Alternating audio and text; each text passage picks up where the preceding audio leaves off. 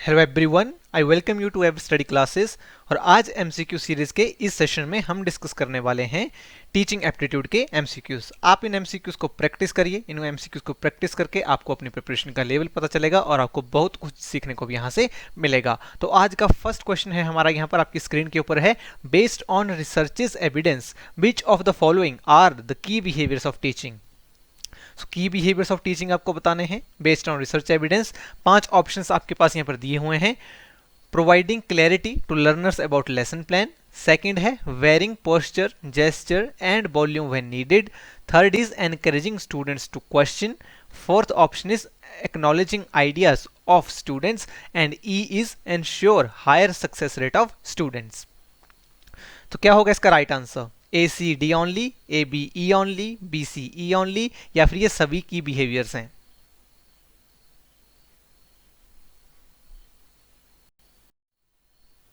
तो सही आंसर इसका हमारा हो जाएगा option number 2, A B E only. तो देखो, key behaviours of teaching and helpful behaviour of teaching, ये दोनों ही आपको यहाँ पर पता होने चाहिए, तभी आप इस तरह के क्वेश्चंस का एग्जाम्स में आंसर कर पाएंगे। 100 सीरीज टॉपिक वाले सेशन में भी मैंने आपको बताया था, जब मैंने टीचिंग एप्टीट्यूड आपको पढ़ाया था तब भी मैंने बताया था कि की बिहेवियर्स एंड हेल्पफुल बिहेवियर्स, इनका सेग्रीगेशन आपको पता होना बहुत जरूरी है, नहीं तो इस तरह का क्वेश्चन आप एग्जाम्स में सॉल्व नहीं कर पाओगे, क्योंकि ये सभी के सभी आपको यहाँ पर पॉजिटिव पॉइंट ही नजर आएंगे और सभी की बिहेवियर्स ही लगेंगे अगर आपको ये सेग्रीगेशन नहीं पता है। सो की बिहेवियर्स में हमारा क्या आता है? लेसन क्लियरिटी, हमारा जो लेसन है वो क्लियर होना चाहिए, इंस्ट्रक्शन में वैरायटी होनी चाहिए, यही हमारा यहाँ पर सेकंड ऑप्शन है। Wearing posture gesture and volume when needed, और पहला है लेसन क्लियरिटी, इसलिए ए एंड बी हमारा हो जाएगा यहाँ पर की बिहेवियर। इसके साथ होता है टीचर्स टास्क ओरिएंटेशन, कि टीचर का फोकस अपने टास्क पर यानी कि पढ़ाने पे होना चाहिए, और स्टूडेंट्स की जो लर्निंग प्रोसेस में स्टूडेंट्स की एंगेजमेंट है उसको एंश्योर करना चाहिए टीचर को, और स्टूडेंट्स का सक्सेस रेट यहाँ पर एंश्योर करना है। तो यही ई ऑप्शन बोल रहा है, ensure higher success rate of students. तो ए बी एंड ई, ये वाला ऑप्शन, ये वाला और ये वाला, ये तीनों ही यहाँ पर हमारे ऑप्शंस में दिए हुए थे, इसलिए हमारे एक की बिहेवियर्स हो जाएंगे। लेकिन जो सी एंड डी ऑप्शन है, एनकरेजिंग स्टूडेंट्स टू क्वेश्चन, तो देखिए क्वेश्चनिंग है हमारा हेल्पफुल बिहेवियर। डी है एक्नॉलेजिंग आइडियाज ऑफ स्टूडेंट्स, तो आइडियाज ऑफ स्टूडेंट्स को एक्नॉलेज करना, यह आ जाएगा अगेन हेल्पफुल बिहेवियर। इसके अलावा हेल्पफुल बिहेवियर होता है अपने लेक्चर को स्ट्रक्चर करना, प्रोबिंग यानी कि स्टूडेंट्स को उनकी भाषा में चीज़ों को एलेबोरेट करने के लिए बोलना, और अच्छा रिलेशन अपने लर्नर के साथ रखना, यह जाएगा टीचर इफेक्ट में। तो बहुत इंपॉर्टेंट ये क्वेश्चन है, बहुत बार एग्जाम में आता है, याद रखना कि बिहेवियर और हेल्पफुल बिहेवियर की सेग्रीगेशन, इसलिए हमारा आंसर भी यहाँ पर हो रहा है A B and E, option number 2। I hope आपको ये कंसेप्ट बिल्कुल क्लियर हो चुका है। ये बहुत इंपॉर्टेंट है, बहुत क्वेश्चन इस एग्जाम्स में आते हैं, इसको बिल्कुल याद रखना है। नेक्स्ट क्वेश्चन है, reflective teaching is a. Reflective teaching क्या होगी? Cyclic process of thinking about learning, linear process of thinking about teaching, cyclic process of thinking about teaching, या फिर linear process of thinking about learning. तो इसका right answer क्या होगा? Linear process होती है ऐसे जो सीधी चलती है, और साइक्लिक प्रोसेस ऐसे जो लगातार चलती रहती है कंटिन्यूस बेसिस के ऊपर। तो रिफ्लेक्टिव टीचिंग के लिए इनमें से कौन सा ऑप्शन सबसे एप्रोप्रिएट है?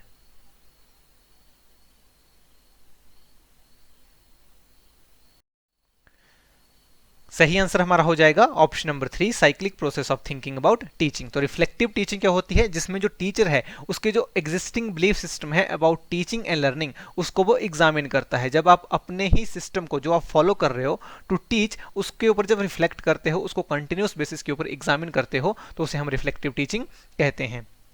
जो भी टीचर की अलाइनमेंट होती है एक्चुअल क्लासरूम के साथ, जो भी उसकी क्लासरूम प्रैक्टिसेस हैं, क्लास लेने से पहले, क्लास के बीच में और उसके बाद, जब उनको वो अलाइन करते हैं, उसके ऊपर उनके ऊपर रिफ्लेक्ट करते हैं, उनको एग्जामिन करते हैं, उसे हम रिफ्लेक्टिव टीचिंग बोल देते हैं। जब भी टीचर अपनी प्रोसेस के ऊपर जो वो फॉलो कर रहे हैं टू टीच द लर्नर्स, उनको क्रिटिकली एनालाइज करते हैं, उनके बारे में क्रिटिकली सोचते हैं रेगुलर बेसिस के ऊपर, तो उससे उनकी जो टीचिंग है वो इफेक्टिव हो जाती है। तो ये कंटिन्यूस प्रोसेस होती है, लगातार चलती रहती है, इसलिए हमने कहा कि रिफ्लेक्टिव टीचिंग हो जाएगी cyclic process of thinking about teaching. Right answer will be option number 3.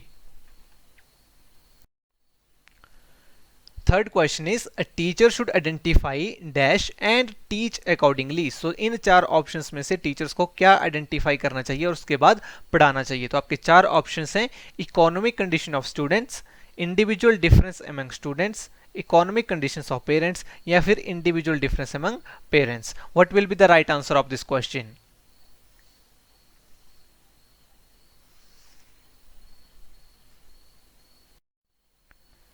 Right answer हमारा यहाँ पर हो जाएगा option number 2, individual difference among students. तो इन चार ऑप्शंस को अगर आप ध्यान से पढ़ोगे तो टीचर को यहाँ पर क्या आइडेंटिफाई करना चाहिए, स्टूडेंट्स की इकोनॉमिक कंडीशंस क्या है, ये इससे टीचर को कोई लेना देना नहीं होना चाहिए। इकोनॉमिक कंडीशन क्या है बच्चों के पेरेंट्स की, इससे भी टीचर का कोई लेना देना नहीं है, ये उनका पर्सनल मैटर है। और इंडिविजुअल डिफरेंस अमंग पेरेंट्स, अब पेरेंट्स के इंडिविजुअल डिफरेंस को जान करके आप क्या करोगे कि टीचर्स की एज, उनका एजुकेशन बैकग्राउंड, उसको जान करके एक टीचर को क्या करना है, तो ये ऑप्शन भी हमारा नहीं होगा। तो राइट आंसर हमारा होगा इंडिविजुअल डिफरेंस अमंग स्टूडेंट्स।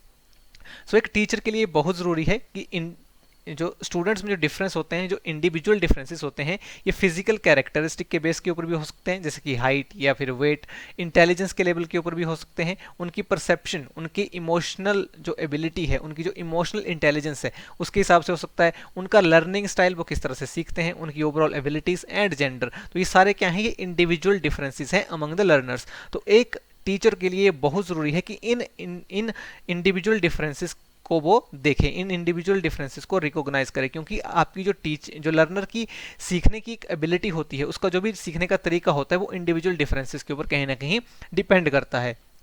तो एक स्टूडेंट में जो भी इंडिविजुअल डिफरेंसेस होते हैं तो टीचर को उसको सबसे पहले आइडेंटिफाई करना चाहिए और उसके अकॉर्डिंग अपनी जो टीचिंग प्रोसेस है उसको मॉडिफाई भी करना चाहिए, उसके हिसाब से उसको प्लान करना चाहिए, तभी जो टीचिंग है वो इफेक्टिव हो पाएगी। तो सबसे ज़्यादा जरूरी एक टीचर के लिए होगा कि जो भी स्टूडेंट्स में इंडिविजुअल डिफरेंसेस हैं उनको वो आइडेंटिफाई करे।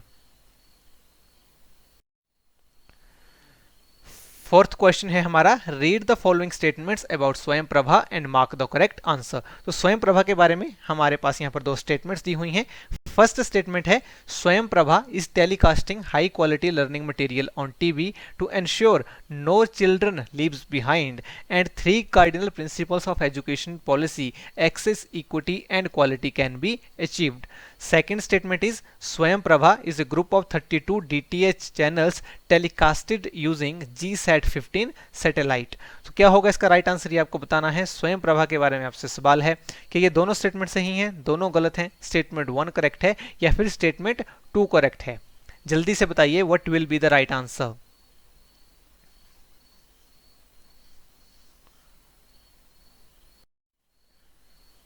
तो सही आंसर हमारा यहां पर हो जाएगा option number 3, statement 1 is correct and 2 is incorrect. क्यों ऐसा हो जाएगा, सबसे पहली स्टेटमेंट हमें बोल रही है कि स्वयं प्रभा हाई क्वालिटी कंटेंट को टेलीकास्ट करता है टीवी के ऊपर, ये इंश्योर करने के लिए कि कोई भी बच्चा पीछे ना रहे, तो बिल्कुल सही बात है ये।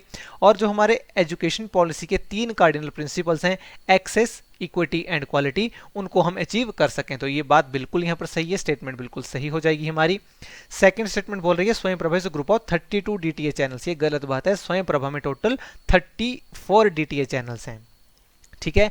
और जो सैटेलाइट ये यूज़ करते हैं टेलीकास्ट करने के लिए वो जी सैट 15 सैटेलाइट यूज़ करते हैं, 24/7 टेलीकास्ट ये होता रहता है, तो ये वाली बात सही थी, लेकिन यहाँ से ये स्टेटमेंट गलत हो जाएगी। 34 DTH चैनल्स हैं, इसके ऊपर आपको एजुकेशनल कंटेंट मिलेगा एटलीस्ट 4 आवर्स के लिए 5 टाइम्स ड्यूरिंग ए डे। जो भी कंटेंट हर दिन आता है न्यू कंटेंट होगा, 4 आवर्स के लिए वो चलेगा, 4 आवर्स के लिए चलेगा और 5 टाइम्स वो इस पर रिपीट होता है, ताकि बच्चे उसको अपनी कन्वीनियंस, अपने टाइम के हिसाब से देख सकें। जो भी इसकी टेलीकास्टिंग है वो होती है बाइजैक गांधीनगर से। बाइजैक की फुल फॉर्म है Bhaskaracharya institute of space application and geo informatics. और जो कंटेंट यहाँ पर प्रोवाइड किया जाता है वो किया जाता है by the NPTEL, IITs, UGC, CEC, IGNOU, NCERT, NIOS, तो इन सभी के द्वारा यहाँ पर कंटेंट प्रोवाइड किया जाता है। और जो वेब पोर्टल है उसको मैनेज करने का काम है इंफॉर्मेशन एंड लाइब्रेरी नेटवर्क यानी कि इन्फ्लिवनेट सेंटर का, ठीक है। तो right answer will be option number 3। Next question is which of the following is not applicable to internal assessment. So internal assessment के लिए क्या एप्लीकेबल नहीं होगा इन 4 ऑप्शंस में से, integration of teaching and evaluation, second is testing of skills and abilities, third option is periodic and continuous testing, and fourth is use only achievement test. What will be the right answer? internal assessment के लिए क्या applicable नहीं होगा?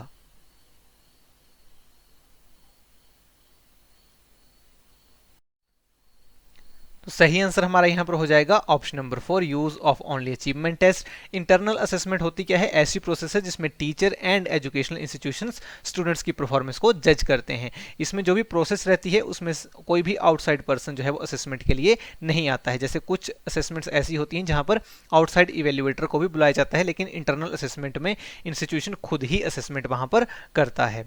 यहाँ पर options में हम देखें तो integration of teaching and evaluation internal assessment में हो सकता है, बिल्कुल हो सकता है। Testing of skills and abilities, ये भी इंटरनल असेसमेंट में करी जाती है। पीरियडिक एंड कंटिन्यूअस टेस्टिंग, तो ये भी यहाँ पर इंटरनल असेसमेंट में होती है। कंटिन्यूअस इवेल्युएशन इंटरनल ही तो होती है।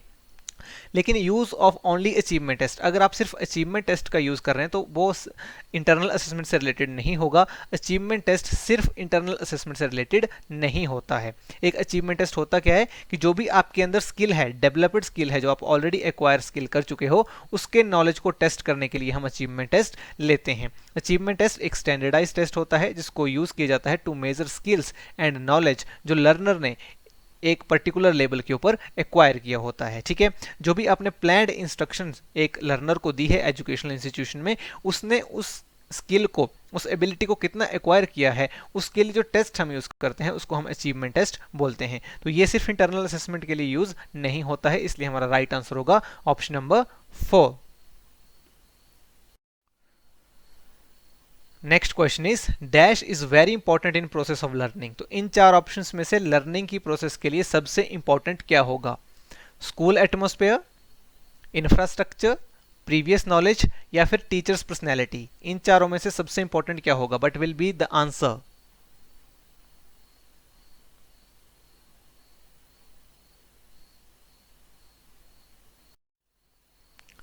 तो सही आंसर हमारा यहां पर हो जाएगा ऑप्शन नंबर 3, प्रीवियस नॉलेज। तो देखो जो बाकी हमारे यहाँ पर ऑप्शंस हैं, school atmosphere, infrastructure, teachers personality, तो कहीं ना कहीं ये भी अगर होंगे तो वो बुरी चीज़ नहीं है, वो भी प्रोसेस ऑफ लर्निंग को इफेक्टिव बनाएंगे। लेकिन जब हमें यहाँ पर चूज करना था चार ऑप्शंस में से, तो यहाँ पर सबसे ज़्यादा जरूरी जो होगा वो previous knowledge of the learner होगा। ठीक है, जो प्रायर नॉलेज होता है किसी भी लर्नर का, वो सबसे ज़्यादा इंपॉर्टेंट होता है in the process of learning. Prior knowledge होता क्या है? कोई भी इंफॉर्मेशन जो एक लर्नर ने एक्वायर करी है, जो भी नॉलेज उन्होंने एक्वायर किया है, ठीक है, जब भी वो नई इंफॉर्मेशन लर्न करने जा रहे हैं उससे पहले जो भी उनके पास इंफॉर्मेशन है उसे हम उनका प्रायर नॉलेज बोल देते हैं। तो सबसे इंपॉर्टेंट फैक्टर कंसिडर किया जाता है प्रायर नॉलेज को, that influence the learning and students achievement. अगर मैं आपको यहाँ पर एक सॉफ्टवेयर यूज करना सिखा रहा हूँ, ठीक है, मान लो मैं आपको एक अकाउंटिंग सॉफ्टवेयर सिखा रहा हूँ, टैली सिखा रहा हूँ, तो आपको जो अकाउंटिंग के बारे में प्रीवियस नॉलेज होगा वो सबसे ज्यादा इफेक्ट करने वाला है आपकी लर्निंग को। इसके अलावा जो एटमॉस्फेयर है, इंफ्रास्ट्रक्चर है, उससे भी ज्यादा आपका प्रीवियस नॉलेज जो है वो इफेक्ट करने वाला है। इसलिए बहुत ज्यादा जरूरी हो जाता है किसी भी टीचर के लिए कि जब भी वो स्टूडेंट्स को पढ़ा रहे हैं तो बहुत जरूरी है कि उनका जो नया नॉलेज आप उनको देने जा रहे हो, आप उसको लिंक करो उनकी प्रीवियस नॉलेज के साथ में। ठीक है, तो जो भी amount and quality of prior knowledge होता है वो इन्फ्लुएंस करता है एक्विजिशन ऑफ न्यू नॉलेज। ठीक है, 7th question is assertion reason का यहाँ पर सवाल है। असर्शन बोल रही है to teach students effectively in 21st century a teacher must train himself और herself to use digital technologies required in teaching. Reason बोल रहा है smart boards are replacing chalk boards and tablets are replacing textbooks and a 21st century's teacher needs to be okay with that। so इसका सही answer क्या होगा? जल्दी से बताइए, काफी इजी क्वेश्चन है, अच्छे से अगर आप इसको पढ़ेंगे तो आसानी से आप इसका आंसर कर पाएंगे।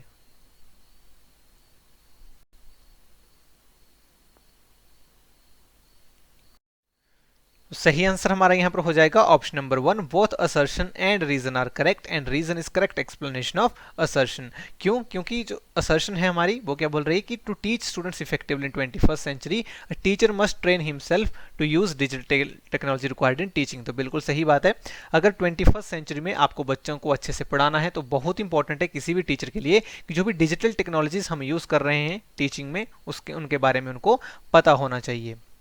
ठीक है, और इसका रीजन दिया हुआ है कि जो स्मार्ट बोर्ड्स हैं वो रिप्लेस कर रहे हैं चॉक बोर्ड्स को। तो बिल्कुल सही बात है, आजकल डिजिटल बोर्ड्स का यूज करके पढ़ा रहे हैं। जो टेक्स्ट बुक हैं, टैबलेट्स जो हैं वो टेक्स्ट बुक्स को रिप्लेस कर रही हैं। आजकल आप पीडीएफ से पढ़ने लगे हैं बुक के बजाय। तो बहुत ज़रूरी है कि एक 21st सेंचुरी का टीचर इन सभी के बारे इनको सभी को यूज करने में कंफर्टेबल हो। तो बिल्कुल सही है, इसलिए रीजन हमारा जो है वो करेक्ट एक्सप्लेन कर रहा है असर्शन को। तो टीचर के लिए बहुत जरूरी है कि वो अडेप्टेबल हो, जो भी नई चीजें हो रही हैं एजुकेशन सेक्टर में उनके साथ वो चले, क्योंकि आप देखोगे तो डेवलपमेंट बहुत फास्ट हो रही है, इनोवेशन बहुत फास्ट हो रही है, and same thing is happening in the education sector as well. जो टूल्स हैं जो हम टीचिंग के लिए यूज कर रहे थे वो लगातार बदल रहे हैं।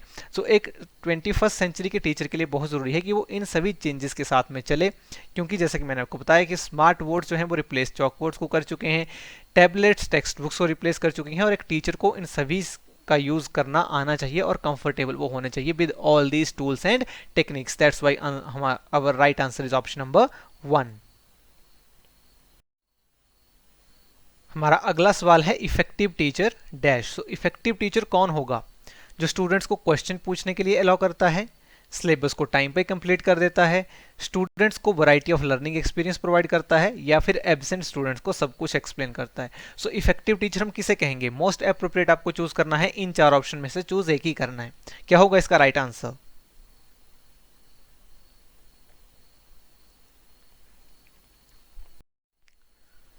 सही आंसर हमारा हो जाएगा option number 3, provides a variety of learning experience. तो देखो जो बाकी ऑप्शंस हैं, एक टीचर को आप इफेक्टिव बोल सकते हो अगर वो क्वेश्चन पूछ रहा है, सिलेबस को टाइम पे कंप्लीट कर रहा है, लेकिन इन चारों में से अगर आपको एक ही चूज करना है तो आप चूज करेंगे जो variety of learning experience students को प्रोवाइड कर रहा है। ठीक है, तो लर्निंग एक्सपीरियंस क्या होता है? इसको हम बोल सकते हैं एनी इंटरेक्शन, कोर्स, प्रोग्राम और other experience in which learning takes place.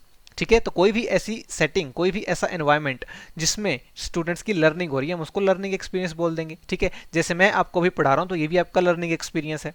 ठीक है, तो जब एक लर्नर मल्टीपल लर्निंग एक्सपीरियंस को एक्सपोज्ड होता है तो उससे उनकी जो ओवरऑल लर्निंग है वो इंप्रूव होती है। अगर आपको अलग अलग तरीके से पढ़ाया जाएगा, डिफरेंट तरीके से, पहले आपको क्लासरूम में पढ़ाया जा रहा है, फिर आपको कंप्यूटर लैब पे ले जाया जाएगा, फिर आपको अगर हम फील्ड में लेकर के जा रहे हैं वहां पर आपको सिखा रहे हैं, तो इससे क्या हो रहा है?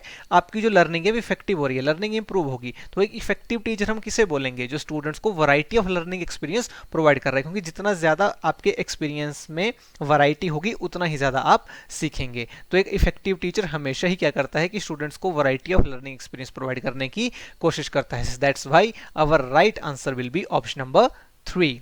ठीक है,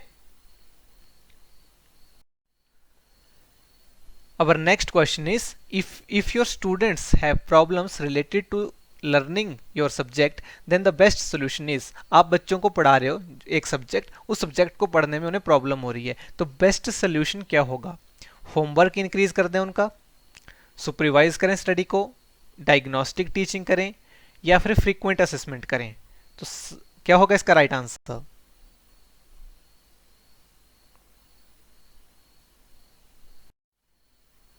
तो सही आंसर हमारा यहां पर हो जाएगा option number 3, diagnostic teaching. Most appropriate answer हमारा यही होगा।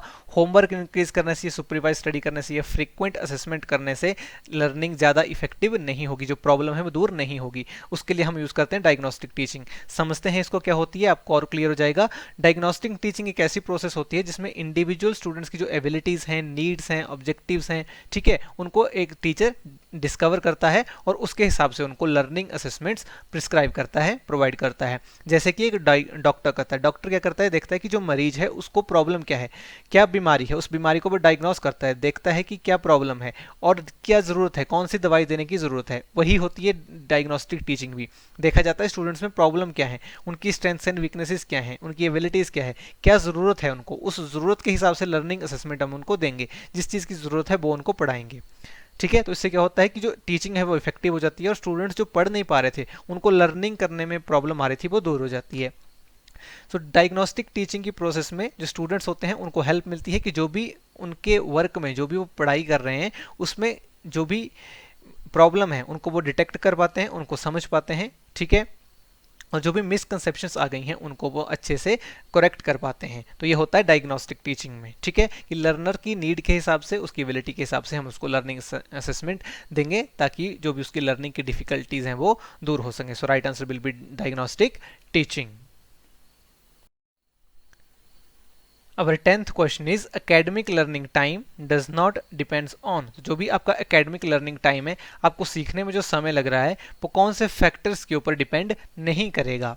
Type of content, difficulty level of content, teaching add used, intelligence of peer, educational ideology और प्रिंसिपल ऑफ इंस्टीट्यूशन। तो इन 5 में से कौन से ऐसे फैक्टर्स हैं जिनके ऊपर एकेडमिक लर्निंग टाइम डिपेंड नहीं करेगा? सो what will be the right answer of this question?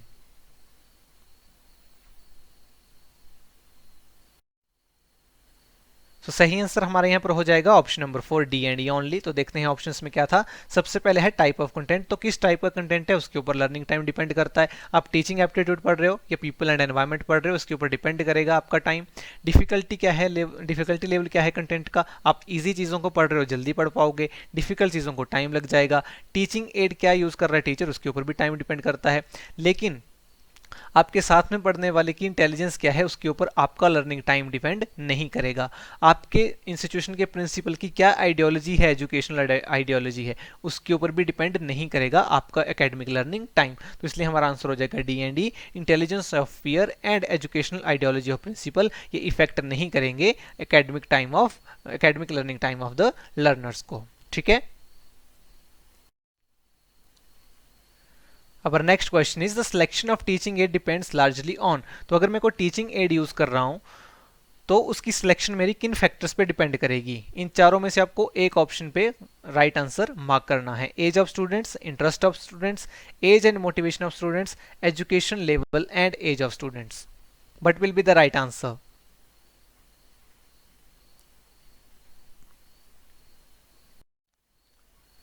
तो सही आंसर हमारा यहाँ हो जाएगा option number 4 educational level and age of students.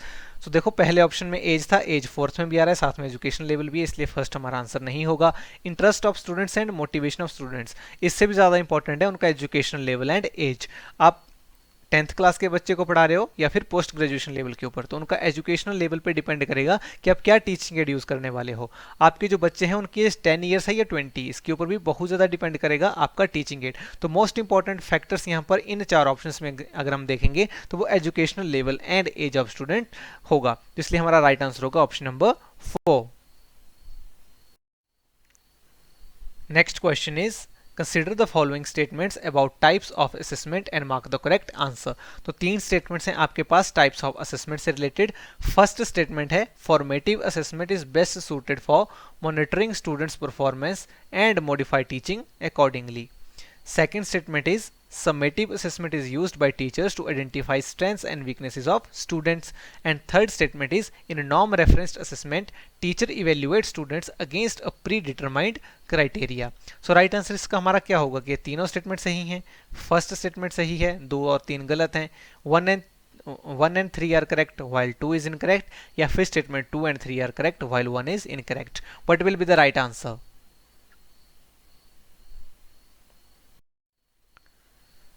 सही आंसर हमारा यहाँ पर हो जाएगा option number 2 statement 1 is correct while 2 and 3 are incorrect. क्यों इनकरेक्ट हो जाएंगी? फॉर्मेटिव असेसमेंट जो है बिल्कुल सही बात कर रही है कि स्टूडेंट्स की परफॉर्मेंस को मॉनिटर करने के लिए करी जाती है और उसके हिसाब से हम टीचिंग को अपनी उसके हिसाब से मॉडिफाई करते हैं। समेटिव असेसमेंट जो है स्ट्रेंथ्स एंड वीकनेसेस के लिए नहीं होती है। नॉर्म रेफरेंस टीचिंग भी प्री डिटरमाइंड क्राइटेरिया के ऊपर नहीं करी जाती। तो समझते हैं इन सभी टाइप्स ऑफ असेसमेंट को। तो सबसे पहले है हमारी फॉर्मेटिव असेसमेंट। तो फॉर्मेटिव असेसमेंट को हम स्टूडेंट्स की परफॉर्मेंस को मॉनिटर करने के लिए यूज़ करते हैं। ड्यूरिंग द इंस्ट्रक्शन जब स्टूडेंट्स को टेस्ट करके उनको रेगुलर फीडबैक दी जाता है उसको हम फॉर्मेटिव असेसमेंट बोलते हैं। इससे टीचिंग और लर्निंग दोनों ही हमारी इम्प्रूव होती है। समेटिव असेसमेंट जो होती है ये किसी भी इंस्ट्रक्शनल यूनिट जो होती है कोर्स की उसके एंड में होती है, यानी कि आपका जो फाइनल एग्जाम होता है किसी भी कोर्स में उसको हम समेटिव असेसमेंट बोलते हैं। इसका पर्पस होता है कि स्टूडेंट की जो परफॉर्मेंस है, जो भी उन्होंने स्टैंडर्ड सेट किया होता है, कोई बेंचमार्क रखा होता है, उसके हिसाब से हम स्टूडेंट्स की परफॉर्मेंस को कंपेयर वहाँ पर करते हैं। आपके मिड टर्म एग्जाम्स हो जाएंगे फॉर्मेटिव असेसमेंट और फाइनल एग्जाम्स हो जाएंगे summative assessment. Norm reference assessment होती है जिसमें हम स्टूडेंट्स की परफॉर्मेंस को एक दूसरे के साथ में कंपेयर करते हैं, जैसे कि परसेंटाइल होता है। एक मीडियन स्कोर के साथ में भी स्टूडेंट्स की परफॉर्मेंस को यहाँ पर कंपेयर किया जाता है कि एक स्टूडेंट के मार्क्स 70 आ गए आउट ऑफ 100, तो उस 70 को हम 100 परसेंटाइल मान लेंगे, उसके हिसाब से देखेंगे बाकी स्टूडेंट्स के क्या मार्क्स आए हैं। इसको हम नॉर्म रेफरेंस टेस्टिंग बोलते हैं। क्राइटेरिया रेफरेंस टेस्टिंग में हम एक क्राइटेरिया पहले ही सेट कर लेते हैं, उसके हिसाब से जज करते हैं कि स्टूडेंट्स की जो परफॉर्मेंस है वो क्या रही है। तो एक क्राइटेरिया के हिसाब से जब हम स्टूडेंट्स की परफॉर्मेंस को मेजर करते हैं, इस क्राइटेरिया को हम पहले ही डिसाइड कर लेते हैं। उसके हिसाब से जब स्टूडेंट्स की परफॉर्मेंस को मेजर करते हैं उसको क्राइटेरिया रेफरेंस्ड असेसमेंट बोलते हैं। जैसे कि हमने डिसाइड कर लिया कि जिन भी स्टूडेंट्स के मार्क्स 60% से ऊपर आएंगे उनको हम बोलेंगे कि वो फर्स्ट डिवीजन में पास हुए हैं। तो ये क्या है, ये क्राइटेरिया रेफरेंस्ड असेसमेंट है।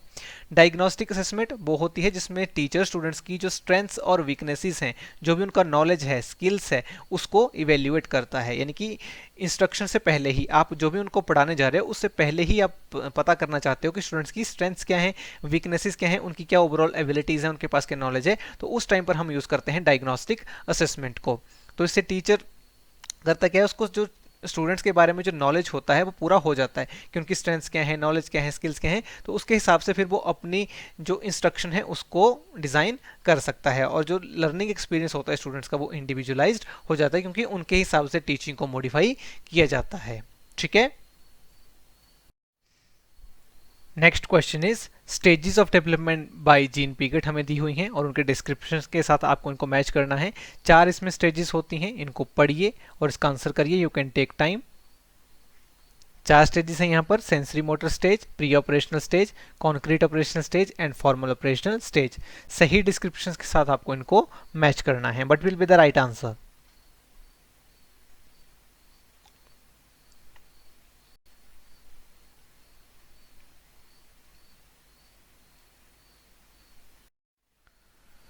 सो राइट आंसर हमारे यहाँ पर हो जाएगा ऑप्शन नंबर 4। क्यों ऑप्शन नंबर 4 होगा, मैच करते हैं इसको। सेंसरी मोटर स्टेज के साथ हमने मैच किया सी ऑप्शन को, focus on what they see, what they are doing and physical interaction with their immediate environment. तो सेंसरी मोटर स्टेज जो होती है वो 0 से 2 ईयर्स के बीच में जब एक बच्चा होता है उस टाइप की जो स्टेज होती है, डेवलपमेंट की स्टेज होती है, उसको हम कहते हैं सेंसरी मोटर स्टेज। इस टाइम पर बच्चा कैसे सीखता है, जो भी उसके आसपास हो रहा है, उसकी जो फिजिकल इंटरेक्शन है, जो भी वो देख रहे हैं, सुन रहे हैं, जो भी इमीडिएट एनवायरनमेंट में चीजें हो रही हैं उसको देख करके वो सीखते हैं। प्री ऑपरेशनल स्टेज जो होती है 2 से 7 ईयर्स के बीच में, तो इसके साथ में हमने यहाँ पर मैच किया डी ऑप्शन को। Young children can think about things symbolically. तो सिम्बॉलिकली फिर वो सीखने लगते हैं। जैसे कि जब आप छोटे होते हो, जब आप शुरुआत में एडमिशन लेते हो नर्सरी में, केजी में, फर्स्ट क्लास में, तो आपको कैसे पढ़ाया जाता है, A for apple, B for ball. तो सिम्बॉलिकली आप वहां पर सीखते हो। तो ये होती है प्री ऑपरेशनल स्टेज। इसके बाद है कॉन्क्रीट ऑपरेशनल स्टेज। इसके साथ में हमने मैच किया ऑप्शन नंबर बी को, beginning of logic and operational thought. So logically यहाँ पर बच्चे सीखने लगते हैं, वो कहीं ना कहीं क्वेश्चनिंग क्वेश्चनिंग करने लगते हैं चीज़ों के बारे में। सो उनका एक लॉजिक जो है वो डेवलप होने लगता है। ये होती है 7 to 11 ईयर्स के बीच में, और 11 ईयर्स के ऊपर जो एडोलेसेंट एज फिर स्टार्ट हो जाती है उसको हम कहते हैं फॉर्मल ऑपरेशनल स्टेज। इसके साथ में हमने मैच किया during this time people develop the ability to think about abstract concept. तो अब जब उनकी लॉजिकल एबिलिटी यहाँ पर डेवलप हो चुकी होती है कॉन्क्रीट ऑपरेशनल स्टेज में, तो अब वो कंसेप्चुअली सोचने लगते हैं, एब्स्ट्रैक्ट कंसेप्ट्स के बारे में भी सोचने लगते हैं। जब एडोलेसेंट में आप एंटर कर जाते हो वहाँ पर बहुत सारी चीज़ों के बारे में आपके व्यूज़ बनने लगते हैं, आपकी एक आइडियोलॉजी बनने लगती है। तो आप यहाँ पर वहाँ पर एब्स्ट्रैक्ट कंसेप्ट के बारे में सोच करके कंसेप्चुअली यहाँ पर सोचने लगते हो। तो इसलिए 4th ऑप्शन के साथ हमारा मैच हो जाएगा A. Right answer will be option number 4।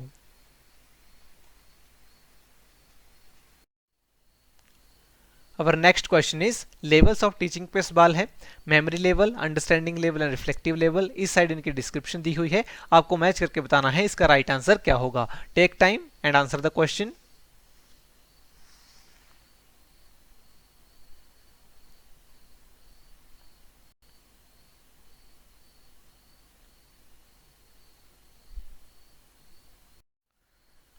तो सही आंसर हमारे यहाँ हो जाएगा ऑप्शन नंबर 1। तो मैच करते हैं इनको। फर्स्ट के साथ हम बी को मैच कर रहे हैं, मेमोरी लेवल के साथ में मैच हो जाएगा the teacher presents the study material in A sequential order. तो मेमोरी लेवल ऑफ टीचिंग होता है, वहां पर क्या होता है, छोटे बच्चों को जब हम पढ़ाते हैं उस टाइम पे जो लेवल ऑफ टीचिंग फॉलो होता है वो मेमोरी लेवल ऑफ टीचिंग होता है। तो उस टाइम पर टीचर को जो भी स्टडी मटेरियल होता है उसको सीक्वेंशियल ऑर्डर में, ऑर्गेनाइज्ड मैनर में उनके सामने प्रेजेंट करना पड़ता है। अगर आप ऐसे ही कोई भी टॉपिक उठा लोगे छोटे बच्चे उसको नहीं समझ पाएंगे। तो इस लेवल के ऊपर क्रैमिंग होती है, बच्चे जो है वो क्रैमिंग से ज़्यादा सीखते हैं, उनको जो आप बताओगे वही वो रट लेते हैं। तो ये छोटे लेवल के ऊपर यानी कि छोटी क्लासेस में मेमोरी लेवल फॉलो होता है, जहां पर सीक्वेंशियल ऑर्डर में टीचर्स को स्टडी मटेरियल प्रेजेंट करना पड़ता है।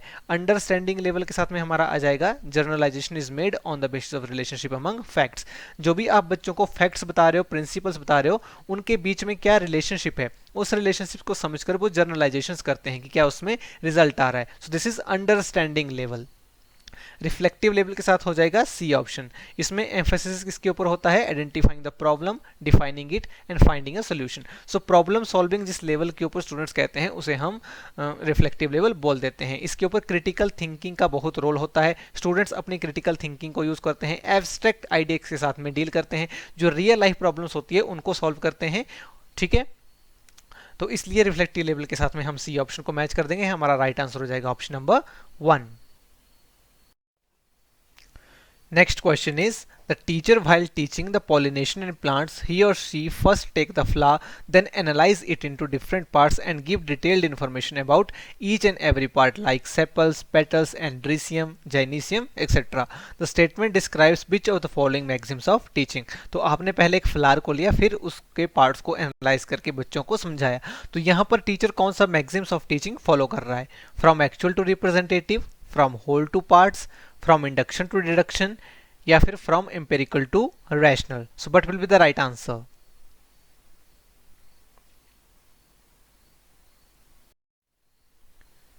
तो सही आंसर हमारे यहाँ पर हो जाएगा option number 2, from whole to parts. Whole to parts जो हमारा मैक्सिम्स है ये बेस्ड है गेस्टॉल थ्योरी ऑफ लर्निंग के ऊपर। गेस्टॉल साइकोलॉजी कहती है कि पहले हम चीज़ों को एज ए होल परसीव करते हैं, उसके बाद उसके पार्ट्स की तरफ जाते हैं। होल ज़्यादा अंडरस्टैंडेबल होता है, मोटिवेटिंग होता है और इफेक्टिव होता है उसके पार्ट से। यानी कि सामने आपके एक बस है, तो सबसे पहले आप उस बस को देखोगे, फिर उसके पार्ट्स को ऑब्जर्व करोगे।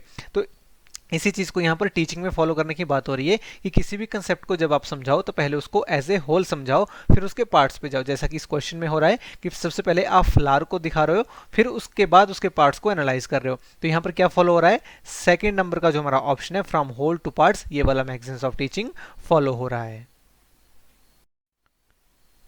Next question is, the important purpose of guidance of students is to. जब हम स्टूडेंट्स को गाइड करते हैं तो सबसे इंपॉर्टेंट पर्पस हमारा क्या रहता है इन चार में से? Help them to understand their own shortcomings, help them to change their faulty behaviour, make them capable of helping themselves, या फिर direct them about the right path. देखने में आपको चारों ही लग रहे होंगे, मोस्ट अप्रोप्रिएट आपको यहाँ पर चूज करना है। What will be the right answer?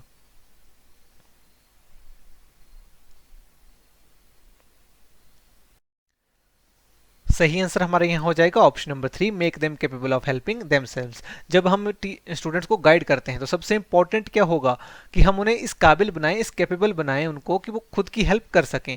जब भी स्टूडेंट्स खुद की हेल्प करने के काबिल हो जाते हैं तो क्या होगा? अगर आप खुद की हेल्प कर पा रहे हो तो जो भी आपकी शॉर्टकमिंग्स हैं आप उनको समझ जाओगे, शॉर्टकमिंग्स को समझ जाओगे, जो भी आपका फॉल्टी बिहेवियर होगा आप उसको भी करेक्ट कर लोगे। और जब आप शॉर्टकमिंग्स को समझ के फॉल्टी बिहेवियर को भी करेक्ट कर चुके हो, अपनी हेल्प खुद कर पा रहे हो, तो आप राइट पाथ पे भी अपने आप चलना स्टार्ट कर दोगे, ऑटोमेटिकली आप राइट पाथ की तरफ बढ़ जाओगे। ठीक है, तो सबसे इंपॉर्टेंट क्या होगा कि हम बच्चों को इस काबिल बनाएं कि वो अपनी हेल्प खुद कर सकें। अपनी हेल्प वो खुद कर पाएंगे, बाकी सारी चीजें अपने आप ही हो जाएंगी। ठीक है, इसलिए हमारा राइट आंसर हो जाएगा option number 3। Next question is, which of the following statements differentiate offline testing with that of online testing? Offline testing और offline testing को कौन से points यहाँ पर differentiate कर रहे हैं? Offline is local centered, online is centralized, offline is non-digital, online is digital, offline is subjective, online is objective, internet is must for online and not necessary for online, online usually provide instant evaluation, offline not।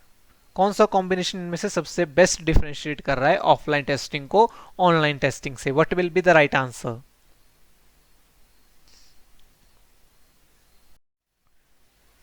तो सही answer हमारे यहां पर हो जाएगा option number 1, A, D and E only. A है हमारा offline is local centred, online is centralised. तो देखो ऑफलाइन जो टेस्टिंग होती है वो लोकल सेंटर्ड होती है, आपको ऑफलाइन एग्जाम कंडक्ट करना है, आपको हर सेंटर में पेपर भेजने पड़ेंगे। ऑनलाइन में ऐसा नहीं होगा, आप एक ही सिस्टम पर बैठोगे, वहीं से कमांड दोगे, पूरी कंट्री में at the same time test start हो जाएगा। इसलिए ऑनलाइन सेंट्रलाइज्ड हो जाएगी और offline local centred. Offline is non digital, online is digital, ये गलत बात है। ऑफलाइन भी डिजिटल हो सकती है, ये अलग बात है आप इंटरनेट का इस्तेमाल नहीं कर रहे हो, आप कंप्यूटर का यूज करके ऑफलाइन टेस्ट ले सकते हो। कंप्यूटर स्क्रीन के ऊपर आपके क्वेश्चन पेपर आएगा और आपको आंसर सीट पे उसको लिखना है, तो वो डिजिटल तो हो गया लेकिन ऑनलाइन नहीं हुआ, उसमें इंटरनेट का इस्तेमाल नहीं हुआ, इसलिए स्टेटमेंट 2 गलत हो जाएगी। ऑफलाइन जो टेस्ट है वो डिजिटल हो सकता है, पॉसिबिलिटी है। Offline is subjective, online is objective, ये गलत बात है। ऑफलाइन टेस्ट भी तो ऑब्जेक्टिव होते हैं, आप जो OMR शीट भरते हैं वो ऑब्जेक्टिव टेस्टेड होता है, तो इसलिए सी स्टेटमेंट भी हमारी गलत हो जाएगी। Internet is must for online not necessary for offline, बिल्कुल सही बात है, ऑफलाइन के लिए नेसेसरी नहीं है कि इंटरनेट हो ही, आप बिना इंटरनेट के भी एग्जाम कंडक्ट कर सकते हो।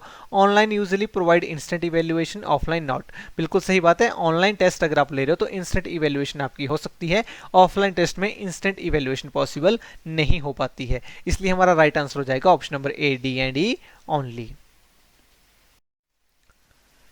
Next question is education would be meaningful when it is dash centric, education कब मीनिंगफुल होगी, क्या सेंट्रिक वो होनी चाहिए, curriculum centric, society centric, student centric या फिर टीचर सेंट्रिक। काफी आसान सवाल है ये।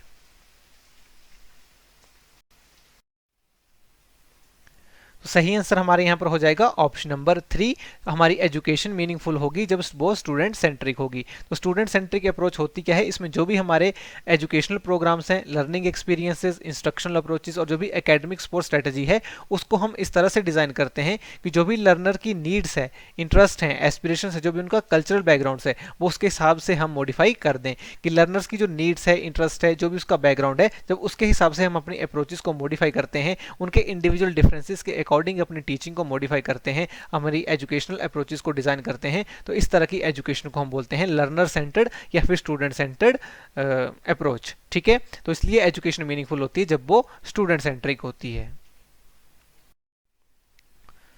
Next question is heuristic is a method in which, तो ह्यूरिस्टिक जो हमारा मेथड होता है उसमें क्या होता है, teacher leads an inquiry, ICT plays an important role, the student strives to find out solution, teaching of values is emphasised, what will be the right answer. अगर आपको ह्यूरिस्टिक मेथड के बारे में पता है आप आसानी से इसका आंसर कर पाएंगे। ह्यूरिस्टिक का बेसिकली मतलब होता है टू डिस्कवर।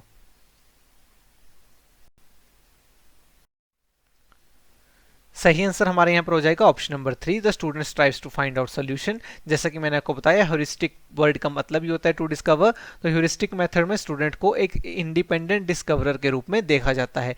इसमें टीचर कोई भी हेल्प या गाइडेंस स्टूडेंट को प्रोवाइड नहीं करता है, टीचर एक प्रॉब्लम पेश कर देगा स्टूडेंट के सामने और उस प्रॉब्लम के ऊपर काम स्टूडेंट करेगा, टीचर साइड में हट जाएगा और देखेगा कि स्टूडेंट जो है वो कर क्या रहे हैं। स्टूडेंट्स इंडिपेंडेंटली उस प्रॉब्लम के ऊपर काम करेंगे और आंसर्स को डिस्कवर करने की कोशिश करेंगे। याद रखना, जिस मेथड में स्टूडेंट्स डिस्कवरी के ऊपर फोकस करते हैं that method is heuristic method. Our next question is, according to which educational philosophy the teacher is the observer and facilitator of child's development rather than a giver of information, ideas, ideals and willpower or molder of a character। तो कौन सी educational philosophy में child को teacher सिर्फ observe करता है, उसको facilitate करता है, उसके कैरेक्टर को शेप करना, मोल्ड करने के बारे में ध्यान नहीं देता है। क्या आंसर होगा इसका, आइडियलिज्म, नेचुरलिज्म, प्रैग्मेटिज्म या फिर realism.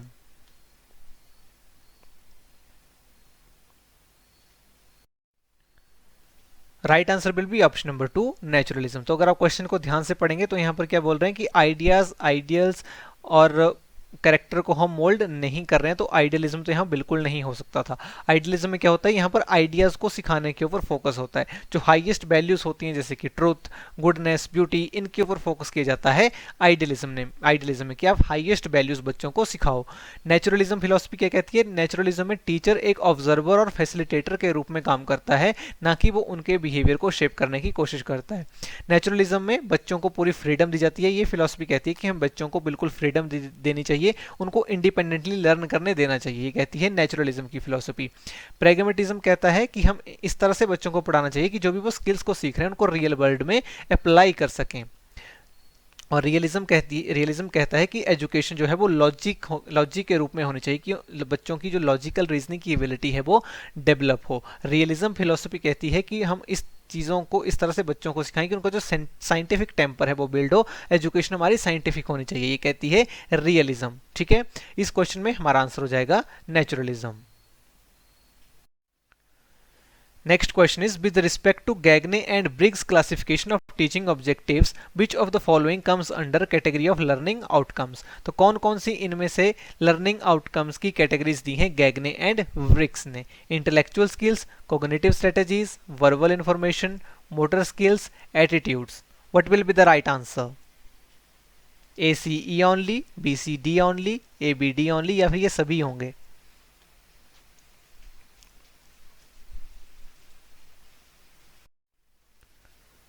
Right answer will be option number 4 A B C D E. So Gagne और ब्रिग्स की जो क्लासिफिकेशन है टीचिंग ऑब्जेक्टिव्स की, उसमें ये पांचों आएंगे। ठीक है, तो इन्होंने यहाँ पर 5 तरह की कैटेगरीज में डिवाइड किया लर्निंग आउटकम्स को। सबसे पहले है इंटेलेक्चुअल स्किल्स, इसमें जो भी हमारी कंसेप्चुअल स्किल्स होती हैं जैसे कि प्रॉब्लम सॉल्विंग स्किल्स, वो सब आएंगी। कॉग्निटिव स्ट्रेटेजीज में आएगी जो भी हम प्रोसेस फॉलो करते हैं चीज़ों को समझने में, जो भी हम प्रॉब्लम सॉल्विंग कर रहे हैं उसके लिए जो भी हम स्ट्रेटेजीज फॉलो करेंगे, जो भी प्रोसेस फॉलो करेंगे अपने माइंड के अंदर, वो सब आएंगी कॉग्निटिव स्ट्रेटेजीज। इसके बाद वर्बल इन्फॉर्मेशन, जो भी हम बोलते हैं, बोलने की जो हमारी स्किल होती है वो वर्बल इन्फॉर्मेशन में आएगी। इसके बाद है मोटर स्किल, जो भी हमारी फिजिकल स्किल होते हैं जिसको हम साइकोमोटर डोमेन में पढ़ते हैं, वो मोटर स्किल्स में आएगी। उसके बाद है एटीट्यूड, हमारी tendency to act on something. ठीक है, हमारी इंटरनल स्टेट जो डेवलप होती है वो आ जाएगी एटीट्यूड में। ठीक है, फोर्थ ऑप्शन इसका हमारा आंसर हो जाएगा। ये पांचों ही गैगने और ब्रिग्स ने दिए हुए हैं। Next question is consider the following statements about inquiry based teaching and mark the correct answer. तो फर्स्ट स्टेटमेंट है हमारी, in inquiry based teaching teachers encourage students to ask questions and consider what they want to know about the world around them. Second statement is it is learner centered method where teacher plays a role of facilitator, personal model और delegator in the process of instruction. So what will be the right answer? कि ये दोनों statement सही हैं, दोनों गलत हैं, statement 1 correct है या स्टेटमेंट 2 करेक्ट है? What will be the right answer?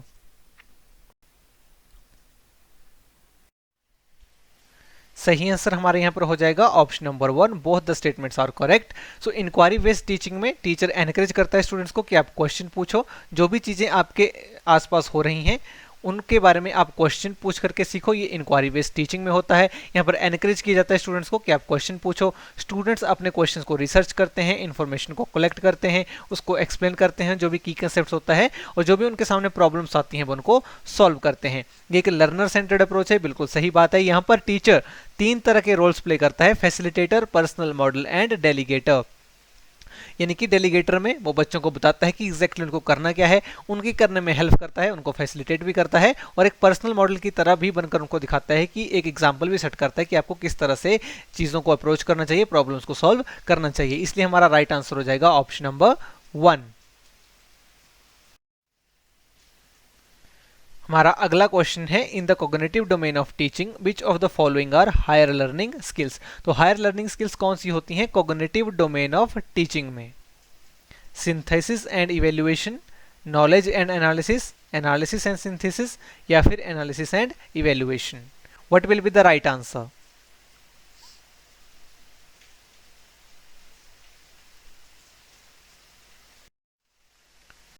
सही आंसर हमारे यहाँ पर हो जाएगा option number 1, synthesis and evaluation. तो ये है हमारा cognitive domain of teaching, knowledge, comprehension, application, analysis, synthesis and evaluation. तो सिंथेसिस एंड इवेल्युएशन एक ऑप्शन में इकट्ठा दिया हुआ है, इसलिए हमारा ये राइट आंसर हो जाएगा। एनालिसिस एंड सिंथेसिस ये भी हमारी हायर लर्निंग स्किल्स में ही आती हैं। ठीक है, तो ये जो ऊपर वाली है ये हमारी हायर लर्निंग स्किल्स हैं और ये नीचे वाली जो है ये लोअर लर्निंग स्किल्स हैं। लेकिन एनालिसिस एंड सिंथेसिस हम मार्क नहीं कर सकते क्योंकि इवेल्युएशन उसके ऊपर आता है और एक ऑप्शन में हमारे पास यहाँ पर सिंथेसिस एंड इवेल्युएशन भी दिया हुआ है। ठीक है, तो इसलिए हमारा राइट आंसर हो जाएगा सिंथेसिस एंड इवेल्युएशन।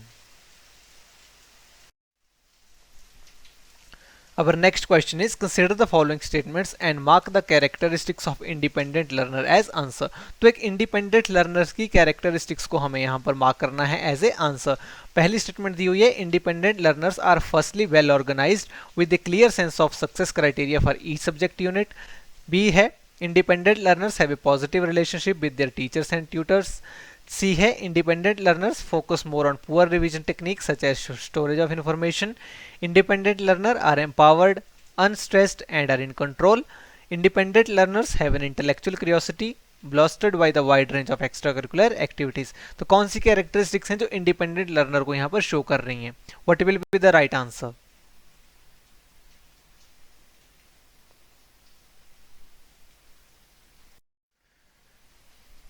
तो सही आंसर हमारे यहाँ पर हो जाएगा option number 2, A B D E. तो ए है हमारा independent learner first well organised and clear sense of success criteria for the subject units. तो clear sense of success criteria होती है सभी सब्जेक्ट यूनिट्स के लिए इंडिपेंडेंट लर्नर्स में, वो सबसे पहले ऑर्गेनाइज करते हैं चीज़ों को, बिल्कुल सही बात है। उनकी पॉजिटिव रिलेशनशिप होती है टीचर्स के साथ में, तो ये भी बिल्कुल सही बात है। लेकिन पुअर रिवीजन टेक्निक्स जो हैं वो इंडिपेंडेंट लर्नर्स यही नहीं यूज़ करते हैं। स्टोरेज ऑफ इंफॉर्मेशन इस तरह की टेक्निक्स को यूज़ नहीं करते हैं। ये डिपेंडेंट लर्नर की कैरेक्टरिस्टिक है, ना कि इंडिपेंडेंट लर्नर की। इंडिपेंडेंट लर्नर्स एम्पावर्ड होते हैं, अनस्ट्रेस्ड होते हैं, बिल्कुल कंट्रोल में रहते हैं, ये बिल्कुल सही बात है।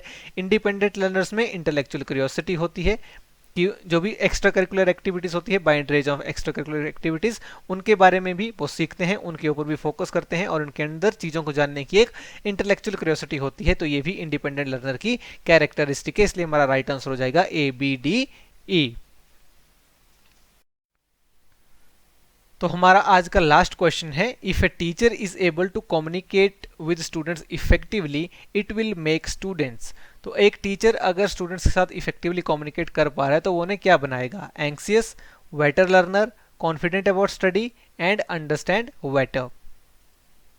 ABCD, ABC only, BCD only या फिर ACE ओनली, इन चारों में से क्या होगा इसका राइट आंसर?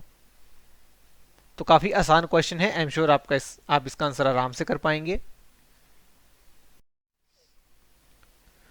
सो हमारा राइट आंसर यहाँ पर हो जाएगा ऑप्शन नंबर 3 BCD ओनली। तो अगर एक टीचर बच्चों के साथ अच्छे से कम्युनिकेट कर पा रहा है तो वो उन्हें एंक्सियस नहीं बनाएगा। आप इसे हटा दीजिए, बाकी सारे ही आएंगे।